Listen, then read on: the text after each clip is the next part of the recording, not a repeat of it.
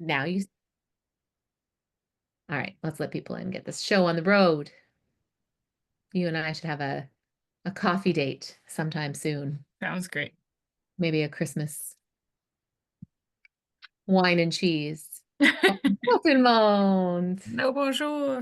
Bonjour. Lisa, you've been showing up in a whole bunch of messages that somebody from Acadian sent me your blog and said, "Do you know her?" And I said, "I sure do." You're famous all over the place. Well, that might be a stretch. That's a little stretch they got there. Nice to see you. You too. Bonjour tout le monde. So we're just letting people in and we're going to get started. I know Angeline's going to talk a lot. She's got a lot to fill you in on. So we're going to get try to go started real fast. quick. All right. So welcome everybody to our session this afternoon, Implementing Son-au-graphe as part of a structured literacy program in French Immersion. I'm Jordan Sloan. I'm the past president of the OMLTA, and I'm here with Angeline Humber, who's the past president, plus que parfait, of the OMLTA as well. And I'm going to start with our land acknowledgement. L'AOPLV reconnaît que les activités de notre organisation et celles de nos membres se réalisent sur des terres des Autochtones. Nous sommes reconnaissants de pouvoir travailler et vivre sur ces territoires. Nous remercions les peuples métis, inuits et des Premières Nations qui prennent soin de ces terres depuis des temps immémoriaux et qui continuent de contribuer à la force de l'Ontario et des collectivités de la province. Nous voulons également reconnaître et faire l'honneur à la pérennité de la présence des Premières Nations, des Métis et des Inuits qui vivent sur ce territoire depuis des temps immémoriaux. And I'm going to pass you over to my co-host / main host for this evening's session, Angeline Humber.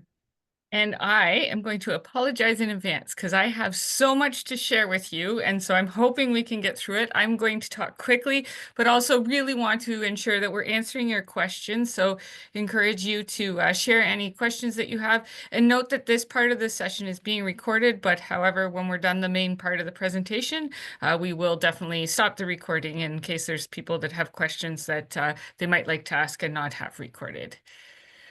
So pourquoi est-ce qu'on a créé son-au-graphe? So selfishly speaking, at our board level, we were using UFly in English because we were very fortunate to be on a structured literacy journey, which actually started with French, which is really intriguing. And I kind of am excited about that piece because we were looking in our classrooms and realizing that educators needed support to support students, and therefore started looking into research, doing a lot of reading, professional learning ourselves, and trying to determine how can we best support these students. So as part of our English programs, we had decided to purchase UFly. And of course, as always, it's like, well, what will we have for our French immersion students?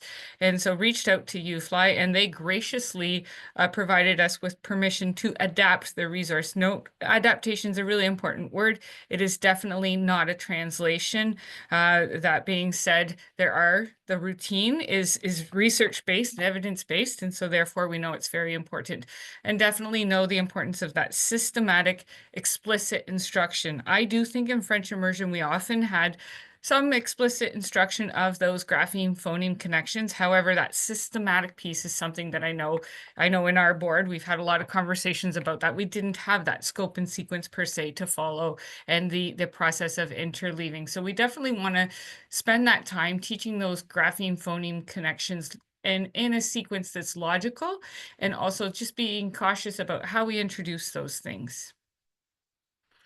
So as we know that from the simple view of reading, that decoding and language comprehension are what we need to get to that reading comprehension. And note that especially in French immersion, I know that we're talking about son-au-graphe today, and it's very much focused on that decoding piece, but believe me, I am a very strong proponent of knowing that language comprehension is also critical in our French immersion classrooms, and that's why son-au-graphe is only a part of what happens within a day. So looking at Scarborough's rope and knowing that the top part of that rope really connects to that language comprehension.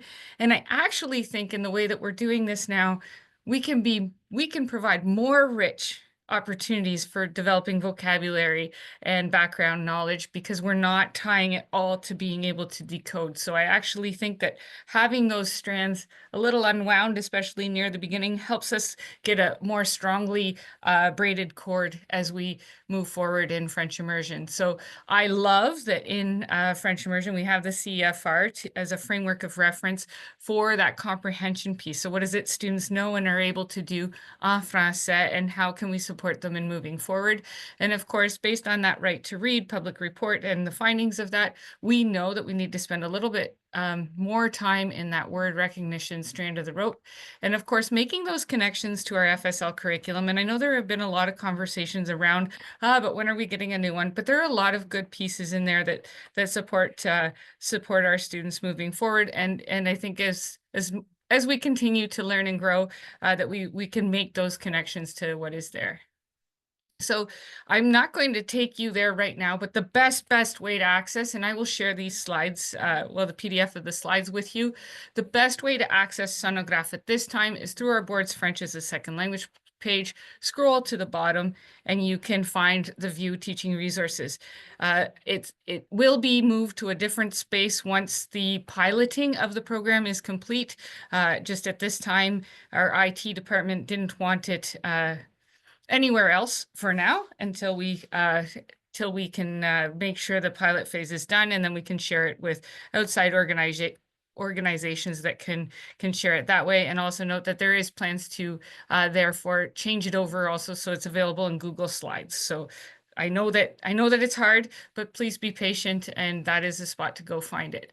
Before you get started with son-au-graphe, I really encourage you to look at pages 4 to 38 of the UFly document. If you don't have a copy, I'm not saying you need a copy to have and hold, but if you can borrow a copy, that would be great. The videos, even if you can't get the guide, the videos on YouTube from UFly are extremely helpful. And there is a one-page wonder, the planification et soutien à la mise en œuvre des leçons, and a cute little handy référence de poche it's helpful just to have. I know a lot of educators feel a sense of comfort just having that readily available. So when we're talking about son-au-graphe, we're really looking at that 30 minutes of explicit, systematic, and sequential instruction to develop that word recognition. We still want to make sure we're maintaining a large chunk of time for small group time and centers. And when I say centers, I don't mean the ones that everybody has to visit every day, like where you're rotating through, but where they're really intentional practice of skills that we want to reinforce, whether it's connected to language comprehension and or word recognition. And then, of course, that other 30 minutes of really rich opportunities for interaction and to develop background knowledge and vocabulary that are connected, in our case, often to science and social studies, because trying to maximize the time, and also the use of repeated reading. So thinking about what is it we want students to know and be able to do, and what texts, videos, supports can we use to get them there, and creating more of a learning cycle with that backwards design.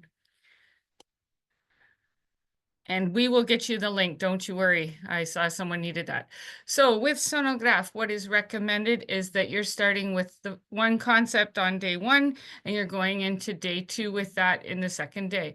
Then a second concept on the third day, and that is spreading over 2 days also. And then the 5th day is a day for review and progress monitoring. Note that I taught kindergarten for a long time, and to me, this would look slightly different in kindergarten in that I wouldn't do 30 minutes. I would chunk the time a little smaller and probably do a couple times throughout a day. We do plan to make some videos about what that looks like, particularly our year 1 kindergarten students. Just having them sit for too long, we know that doesn't go very well for them or for us. And also just knowing that some of the writing may be a little bit, that's not quite at their developmental level. So making sure that we are meeting the learners where they are. The progress monitoring tools are now available also in the shared folder. Yay! So excited about that. That was a late night project the other day. So as you'll see the scope and sequence here, there were many documents referenced for this and also shared. Oh, thanks, Jordan. I wasn't sure if Giselle meant the French or the English guide. So the scope and sequence was shared with multiple outside partners, including the team that helped us work on the the Éclair document. So just having had a look at it and also looking at other scopes and sequences for learning, knowing that I know we used other resources prior that really had a lot of vowels at the front. And the dilemma with that is getting to that actual blending and segmenting. We weren't able to get there in a timely way. So we did put some consonants up a little closer to the beginning. And currently lessons 1 to 70 are available, and know that I will strive to complete more as time allows, and definitely striving for that. So today we're gonna work through lesson 20 is just a sample as we work through each of the elements. So please know that the guide is critical when you're using the lessons. I know that some people have asked in the social media, they've asked, well, but I see these slides, what am I supposed to do with them? The guide is what you need to be able to make that happen. So this is how it's broken down throughout the day over day 1 and day 2. And again, as I noted in kindergarten, I might chunk that into like smaller sections. So lesson 20, we're going to just delve into jour 1. So that every day we renew these slides, and it becomes very much part of the routine. One of the lessons we recorded at day 1 of a lesson in a grade 1 class, and it actually, it took 18 minutes, and that was with the students getting up and moving to their desks to go write. So it was pretty remarkable to see with the earlier lessons, especially that they had their routine down. I was so impressed. It was amazing.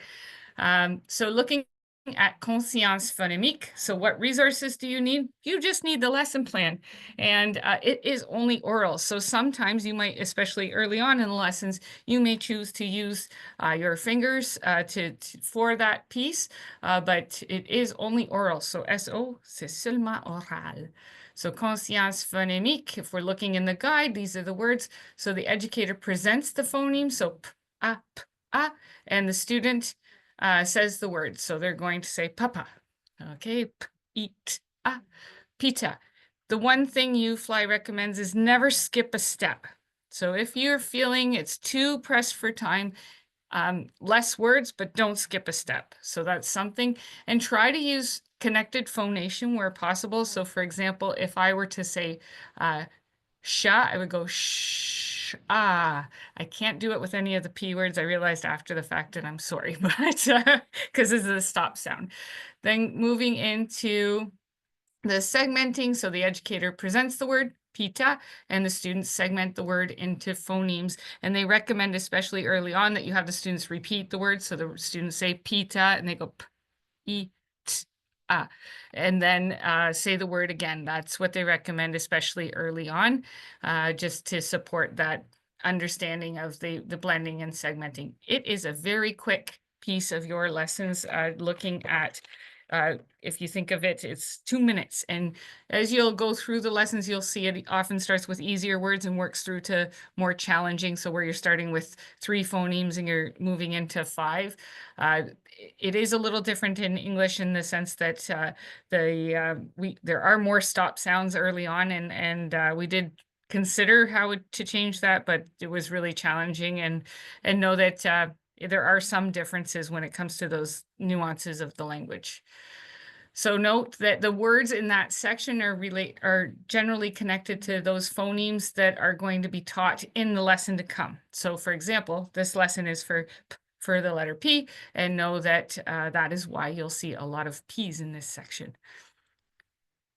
Exercice visuel, so all you need for this is the slides, and the students, again, it's oral. So they are saying the letter Y épelle I. For example, here, the one, I know we had a lot of conversations around what would the script be for this? And so currently, I know in our school board, we're encouraging the use of Y épelle I, but I know many people are trying their own things, comme la lettre Y fait I, or les lettres OU font U.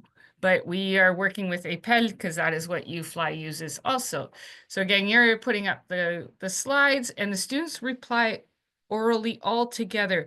So that's one thing you'll note is UFly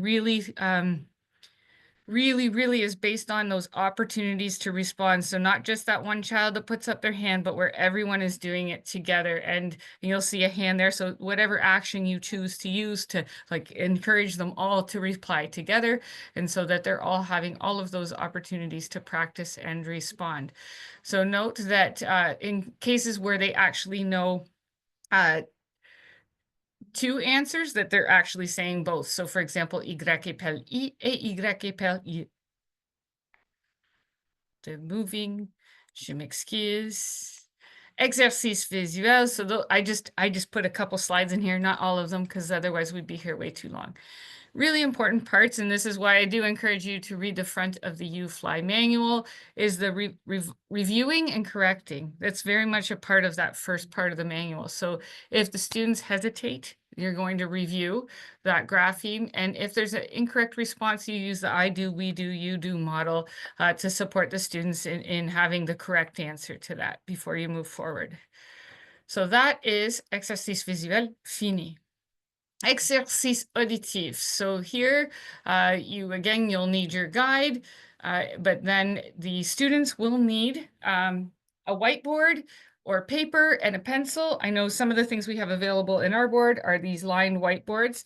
I'm very much, because of my background in kindergarten, I tried to rip or bend, and a lot of the ones you buy, you could just do this and they're cracked in the middle. So that was one of the reasons we have this. The other thing we also find very helpful is these pockets, because you can put whatever size lines your students need. I know myself in grade 2, I got the ping pong paddle for printing too small, but I know that some students in grade 2, it's a struggle to get them to get their letters smaller. So that's where those pockets are helpful. So those are just some of the things you might consider. So the educator says the phoneme, the students repeat the phoneme and write it down, write down the grapheme that goes with them, knowing all of the ones that they know. And they could also be, and this is where in kindergarten, they might be in the air, they might be on a table, they might be on their knee, they might be on the carpet, where maybe you're not getting out the whiteboards or pencil and paper for whole group, but maybe in small group with your year 2 kindergartners, you're giving them the opportunity to put the pen on the paper or pencil on the paper. So just something to think about there. Again, for review and correcting, if the students hesitate, you're reviewing the phoneme, and if there's an incorrect response, you're going to model the correct response. Exercice auditif. And so there's a blank slide there because that's where you're working through those. That's just based on how U-Fly did theirs, and that's that part done. Tableau de fusion. So this is where that blending board, we currently are using the Stuart Rand one. We had our IT guy, he did a great job making one, but then when we saw the one from Stuart Rand, it was much more, it had more details in it. So looking at, and the students only are, again, back to oral. We're gonna just flip out here. Hopefully it works the way it's supposed to. So here, so I'm going to start with the word fil. And they recommend here that as an educator, you're actually pointing. Can you see my screen?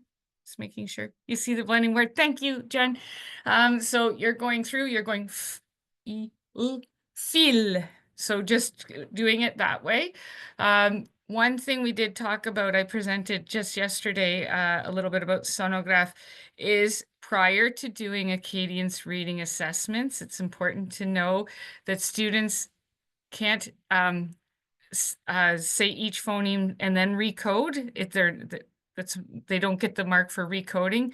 So getting to that, ensuring that they realize that if they can say fil, they should say fil. So that was one of those things, because if they go fil, they won't get the mark for the whole word read. So that's just something that we did talk about a little bit yesterday. And then you're changing it, mille. Then we're going to go mal.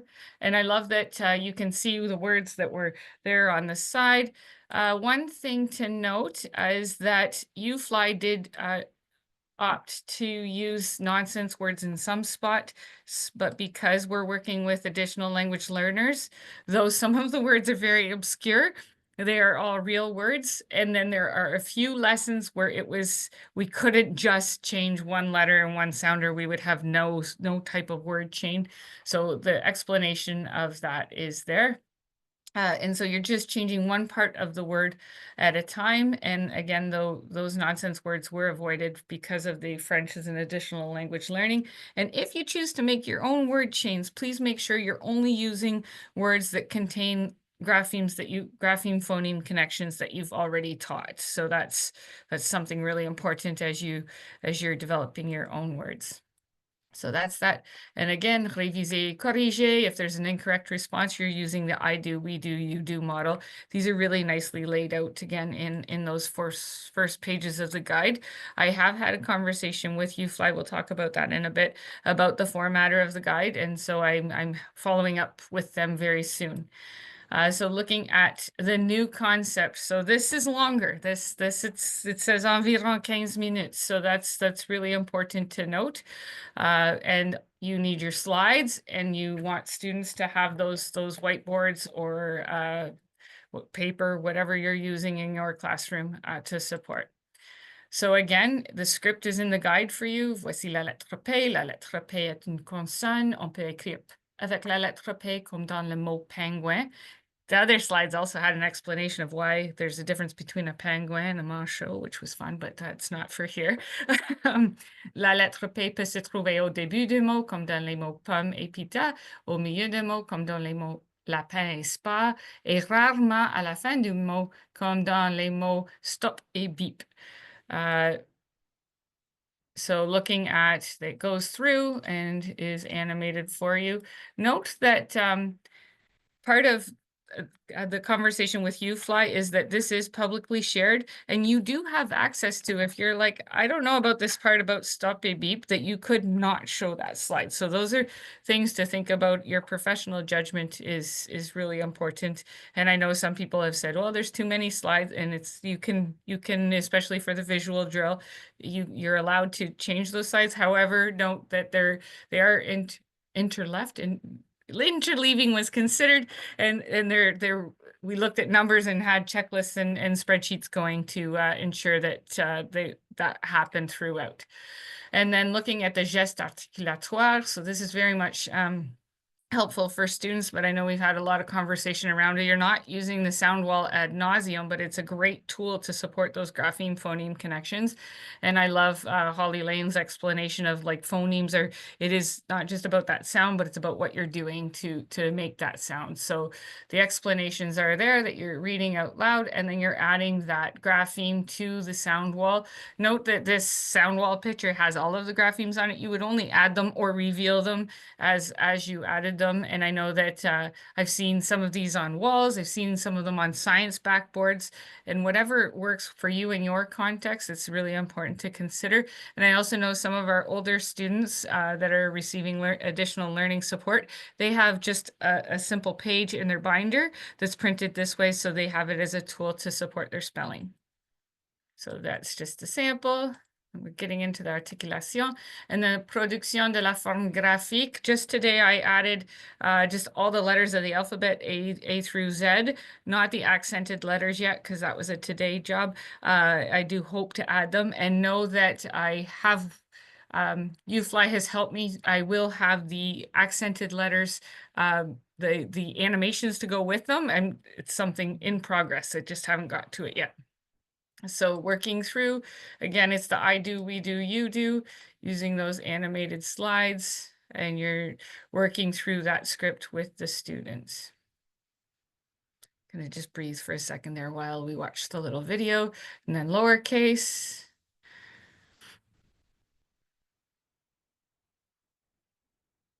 The students are writing together. Again, kindergarten, it might be on the ground or on their knee or in the air or on their palm. And then we're getting into lecture. So looking at, I'm going to read the word papa, and then the students are going to read pita, pur, impar.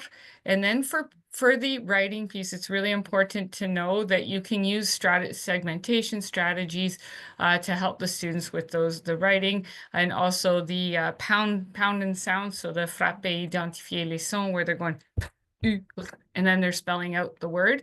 It's okay to support students through this piece. It's actually critical, and that's where having that time to be circulating or walking or being able to see all of the students is going to be really helpful. So again, the animated slides. And there we are, jour infini. Whew. And that should take about a half hour, but in this case, it was a little shorter because I zoomed. Jour de, we're going to review the new concept very quickly, going through that piece and do some decoding together. And you'll note that oftentimes the words for day 2 are slightly different, but using the same grapheme phonemes that they already know. Then we get into word work, and this is, so I know I haven't had a chance. It is something I do hope to do, to create one that is really just connected to sonograph. And one of the things I know that I would use, especially in kindergarten classroom, is something along these lines where it's plastic and like connect magnets to them and have those words right on them. Because anytime we use paper, laminated, all of those things, not only is it not great for the environment, but it falls apart rather quickly.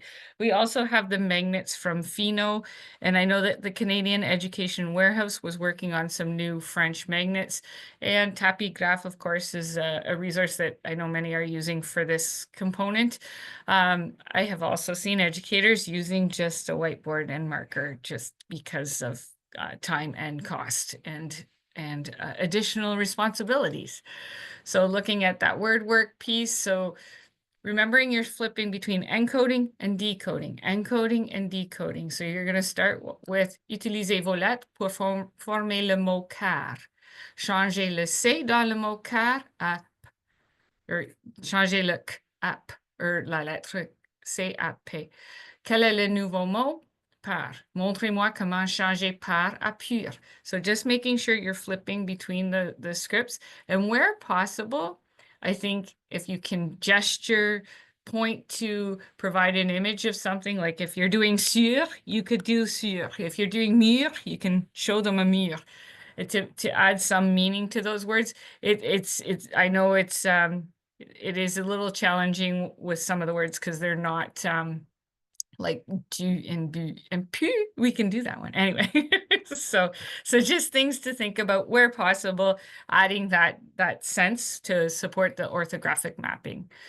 Jour de, we're looking at mot utile. I am meeting with UFly to talk about, it's interesting because we had a conversation a few weeks ago, and I said that this is a part where I'm getting a lot of questions and feedback, and I want to make sure that I am aligned to what their thinking is. And they said that this was the most challenging part for them. So I was happy to hear that and know that there may be some shifts in this. But you do have access to, if you don't like where the squares and hearts are, you can move those squares and hearts. It's fairly straightforward on those slides. But they are intentional right now and are logical for our team, but may not be logical for everyone else. And I do want to make sure that UFly is on board with where we landed with that. So stay tuned for that, please. So looking at the other thing too is, when we talked about irregular words with several people out there, including some of the people that were on the team for Éclair, it's so much different in French. So we decided that the mot utile would be sort of a more helpful thing for our students as they learn to decode en français. And so that is where you'll notice that it's mot utile. And those are the words we looked at, all of the decodable text. We looked at some of the word lists used for creating Éclair, the Manulex ratings, those types of things to kind of decide what words should be there and when. And so looking at, again, those squares and hearts, there's the review. So that being an irregular word, and you do have access to, when you're out of slide mode, you can move the rectangle to cover and uncover the words. And the silent letters are currently light gray, but that's another piece of the conversation I really need to have with the people at UFly. They do have some people with French background, so I look forward to that, because they're the silent letters in the English. I went through UFly and looked at their irregular words and the silent letters, and yeah, I have questions for them, so stay tuned for that. And then, of course, the printing of those irregular words is also very important, and they do show up in the sentence. So we're getting into that next is those connected texts. So you'll need the slides again and something to write with. So thinking of that, getting into, so first we're going to read the words. And I really like, I was watching the video again just before today, and how they say when you're looking at that connected text and how to look at it. So you really want to do it as a choral reading piece so that all the students can have a lot of opportunity to practice, and you can do it one section at a time. So you're not needing to read the whole sentence fluently together, but you're doing it one section at a time, and then you're repeating it. So they're working through and understanding that it's really important to construct the phrase after stopping to decode. That way we can kind of maintain that comprehension. So for example, I might say calmo, and the students would say papa, and then calmo aime, papa aime, and calmo l'animal, and taking an opportunity for example here with the apostrophe to kind of talk about that briefly, so that you can explain why that is there. So that is came recommended, of course, through part of that UFly, and the silent letters are also great until lesson 43, I believe it is. Sorry, I should have it off the top of my head.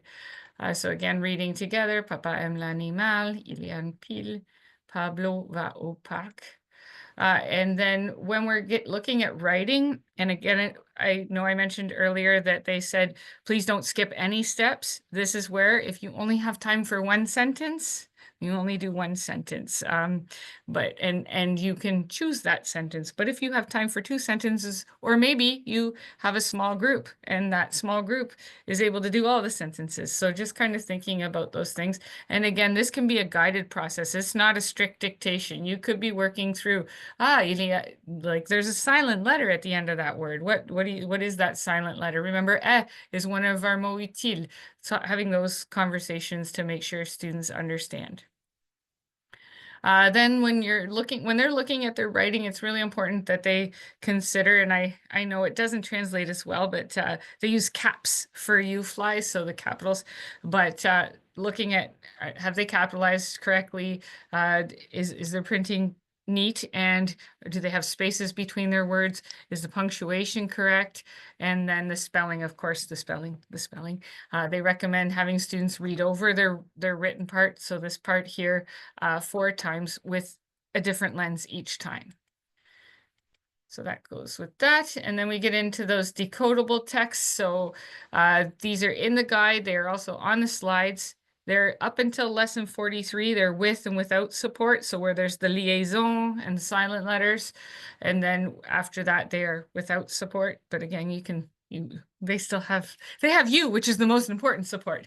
And those decodable texts were just updated last week. I had an opportunity to be with a team that helped me look them over, and I know there were a couple things, and thank you to everyone and anyone who provides feedback, because together this will be better. So if you're working through and you're like, Angeline, why did your team do this? Please reach out, because together it will be the best it can be for our students, knowing that I've heard some really positive feedback about the impact that it is having. And then looking at the lecture of the text Decodable, there are some strategies here that are recommended through UFly. So that echo reading, partner reading, and choral reading, the echo reading being the one that requires the most support. So thinking of where your students are through that gradual release of responsibility and moving through to choral reading. The great part I liked about when you're partnering your class for partner reading, if you take your list, this is oral reading fluency data that UFly had, and they took their list and they split it in half, and then what they did was they took the top of each half and the bottom of each half. So you're not taking the top student with the bottom student. I don't even like to talk about students like this, but the student with the highest results to the lowest results, but you're actually splitting the list in half and putting it beside each other and going that way, which I really liked that. It made a lot of sense, especially because when they're reading as partners, the one is able to serve as a model and support, and the other may also model and support for different reasons. So looking at that text Decodable, Jour 2, on a réussi. Some of the things coming. So lessons 71 to 100 are coming. The getting ready lessons, and some might be, why didn't you do those first? And I can tell you that I had a very dedicated team of people that were here. And when it comes to interleaving and making sure that the scope and sequence was logical and the lessons that go with the scope and sequence, the getting ready lessons are much easier. They're almost more, there's a lot more translating there than adapting, and I needed the team support to adapt. So that is why the getting ready lessons are sort of out of order for you, but we're logical in my brain. Decodable charts, so looking at many of the most popular decodables there en français and having a chart, so you know if you're at this lesson, this book can be read at this point. So I know some of the ones we talked about are Decode, Adorable et Decodable, Facile à lire. However, they have multiple editions. I know Scholastic is interested in having their resource listed also there. And I know that I don't have currently, I know our board did not purchase Une syllabe à la fois, but I know someone offered to support what that looks like. So that's available. Videos of the lessons in action. So that's something I know that a lot of people are asking for. I do find the youth live videos are helpful, but it will be nice to have some of our own. And then, as I mentioned, the updates on les mots utiles. I also, when I spoke to UFly just most recently, we talked about their games. And yes, we can currently copy and paste our words into all of their games, which is great. But that we might actually, through some funding available, have our own space for that and our own space for all of the resources. And the other piece that I've had multiple conversations about, but I can tell you, I'm not 100% sure where it will go, is the home practice piece. So I know myself, parents feel a lot of pressure when their students are in French immersion and don't feel equipped to support. And I don't know that home practice will help them feel better about that. As a kindergarten educator, I always told parents, like, talk to your child at home, interact, please interact, read books, support your home language or your home languages. And at school, we will support the French piece. That being said, children love to go home and share their learning, which was fun. So I'm a little bit, and I also know that even within our own school board, we have many different dialects and accents and ways of saying things. So if we were to videotape something, I just don't know. So that it's not that it's not on a radar. I'm just trying to figure out the best way to support that piece. I know a lot of homeroom educators are just kind of within their own communication tool doing things and having the students do things that way. So those are just some things to consider there. And I can't believe I talked that fast and so much, but I'm going, I'm sure Jordan's like, I can believe you talked that much, but so I want to open the floor for any questions, thoughts, concerns, feedback, anything at this time. I don't know, Jordan, are you there? I assume you are. I don't think I missed anything in the chat. Nope. Recorded and shared, yes. Today's session will be posted. Got the manual. We're going to stop the recording.